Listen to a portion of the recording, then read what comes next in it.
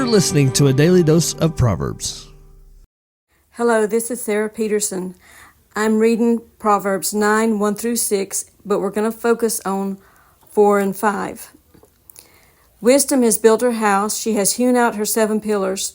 She has killed her beasts. She has mingled her wine and set her table. She sent forth her maidens to cry upon the high places of the city. Whoever is simple, turn in here. To anyone who wants understanding, she says, Come, eat of my bread, drink of my wine. Forsake your foolish ways and live. Choose understanding. So I looked up to see what wisdom means. The quality of having experience, knowledge, and good judgment. The soundness of an action or decision with regard to the application of experience, knowledge, and good judgment. The body of knowledge and principles that develops within a specified society or period.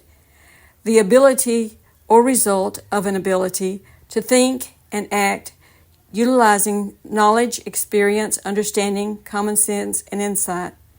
Accumulated knowledge, erudition, or enlightenment. Erudition is great academic knowledge. So if you're wise, you are humble.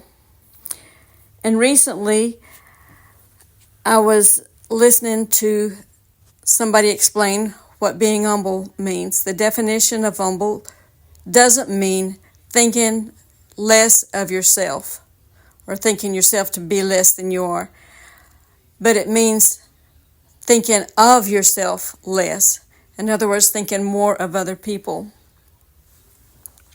So in Proverbs 7, it says, the wisdom is the principal thing, therefore get wisdom.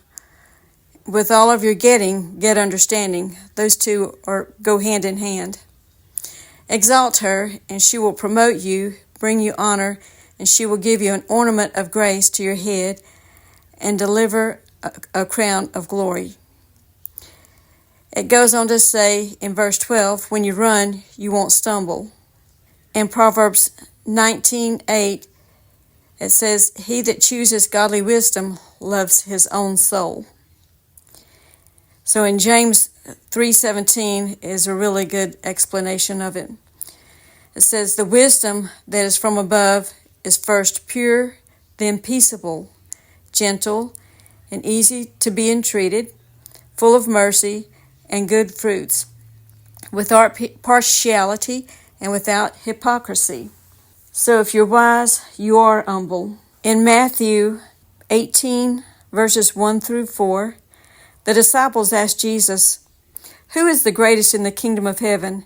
And Jesus answered by calling a little child to him and set him in their midst and said, verily I say unto you, except you be converted and become as little children, ye shall not enter into the kingdom of heaven.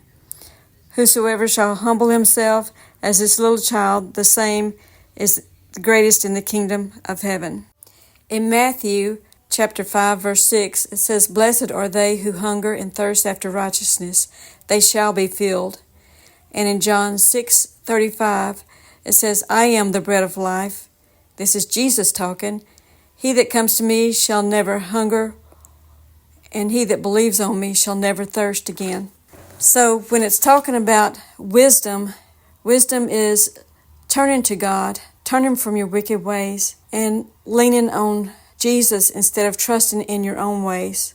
There's a scripture that says in Proverbs, trust in the Lord with all your heart, lean not to your own understanding, but in all your ways acknowledge him, and he will direct your path. Now that's true wisdom. Alrighty, thank you for listening. Thank you for listening.